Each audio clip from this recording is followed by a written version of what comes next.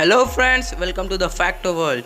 Mandala effect एक ऐसी shocking चीज़ है जो हम सब ने कभी ना कभी ज़रूर एक्सपीरियंस की है और इससे पूरी दुनिया शॉक्ड है। आज मैं आपको मैंडेला इफेक्ट और उसके कुछ ऐसे कॉन्स्पिरेसी थ्योरीज बताऊंगा जिसे बिलीव करने से भी आप डरोगे। So let's get into our video. पर उससे पहले अगर आपने हमारे चैनल को सब्सक्राइब नहीं किया है तो सब्सक्राइब करके बेल आइकन को भी हिट कर दीजिए। आप सबको ये तो पता ही होगा कि नेल्सन मैंडेला की डेथ 5 दिसंबर 2013 को हुई थी। आप इस चीज़ को गूगल करके भी चेक कर सकते हैं। पर जब यह खबर न्यूज़ में आई तो फायोने ब्रूम, जो कि एक पैरानॉर्मल कंसल्टेंट है, उन्होंने मीडिया में कहा कि नेल्सन मैंडेला की डेथ तो आज से कई साल पहले यानी 1991 में ही हो गई थी, जब वो जेल में थे और करोड़ों लोग उनसे इनकी इस बात से सहमत थे। और जब उन्होंने न्यूज़ देखी तो वो बिल्कुल शॉक थे और कुछ लोग तो इस बात पर विश्वास भी नहीं कर रहे थे। लोगों का यह कहना था कि हमने मैंडेला इफेक्ट की न्यूज़ और उनका फ्यूनरल लाइव टीवी पर भी देखा था। अब 10-12 लोग ऐसा बोले तो समझा जा सकता है कि कोई कन्फ्यूजन होगी, पर करोड़ों लोग एक साथ ऐसा दावा कैसे कर सकते हैं। और यहाँ तक कि 1991 में पब्लिश हुई एक बुक में भी ये चीज़ लिखी हुई थी, जिसको इग्नोर बिल्कुल भी नहीं किया जा सकता। और यहाँ से इस चीज़ को मैंडेला इफेक्ट कहा जाता है।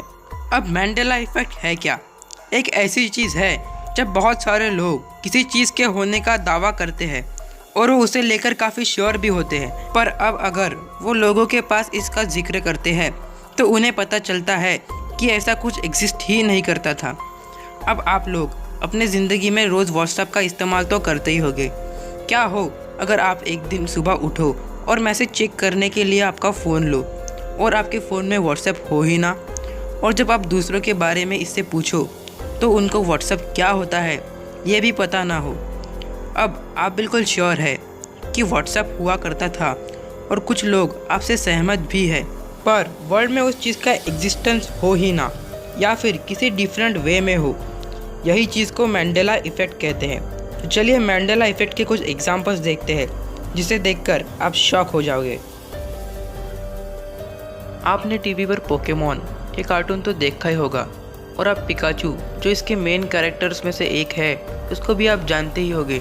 तो अभी आप पिकाचू के इन दो पिक्स को देखो। आपको बताना है कि इन दोनों में से असली पिकाचू कौन है। आपके पास 10 सेकंड का वक्त है। अपना आंसर हमें कमेंट में लिख दीजिए।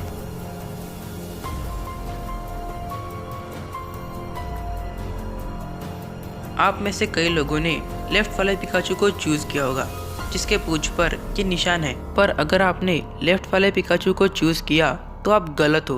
निराश होने की बात नहीं है, क्योंकि आप अकेले नहीं हो इनको ऐसा लगा।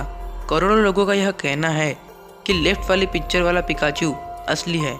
पर जब से पोकेमॉन स्टार्ट हुआ है, पिकाचू के टेल पर कभी ब्लैक मार्क था ही नहीं। और पर्सनली मुझे भी यही लगता है कि पिकाचू के टेल पर ब्लैक मार्क था। अब आप लोग मार्केट से कई वैरायटी के चीज़ें तो खरीदते होंगे। क्या आपने कभी उनके ब्रांड्स पर कंसंट्रेट किया है?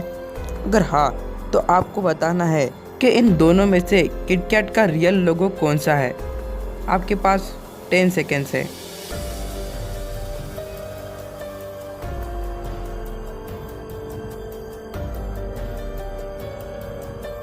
अगर आपने ये लेफ्ट वाला चूज़ किया जिसके बीच में एक छोटी सी डैश है, तो आप गलत हो। किटकैट के लोगों में कभी डैश था ही नहीं, और राइट वाला लोगो एकदम करेक्ट है। अब आपके स्क्रीन पर कोका कोला के 3 लोगो डिस्प्ले किए गए हैं। अब आपको बताना है कि इनमें से कौन सा लोगो करेक्ट है। पहला वाला जिसके ऊपर एक छोटी सी डैश है, दूसरा स्ट्रेट डैश वाला, या फिर तीसरा जिसके बीच में एक कर्व डैश है। अगर आपने सेकंड या फिर थर्ड ऑप्शन में से किसी एक को चुना होगा तो आप गलत हो, और नंबर 1 करेक्ट लोगो है। अगर आप भी इन लोगोस को अच्छी तरह से गेस नहीं कर पाए तो आप भी मैंडेला इफेक्ट के शिकार हो गए, क्योंकि जब से कोका कोला ब्रांड ओरिजिनेट हुआ है उसका रियल लोगो यही है। पर बहुत सारे लोगों को अभी भी इसमें कन्फ्यूजन होती है, जो कि मैंडेला इफेक्ट का ही एक एग्जाम्पल है। तो चलिए अब मैंडेला इफेक्ट के इंडियन एग्जांपल्स की तरफ आते हैं।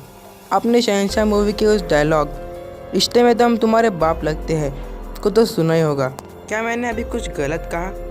आपने भी इस डायलॉग को कुछ इसी तरह सुना होगा, पर आपको ये जानकर हैरानी होगी कि डायलॉग ऐसा कभी था ही नहीं। इसका रियल डायलॉग है, रिश्ते में तो हम तुम्हारे बाप होते हैं ना कि लगते हैं। आप खुद इस क्लिप को देखकर कंफर्म कर लीजिए। रिश्ते में तो हम तुम्हारे बाप होते हैं, ना बेशक। पर बहुत सारे लोगों का यह कहना है कि उन्होंने लगते हैं ही कहा था।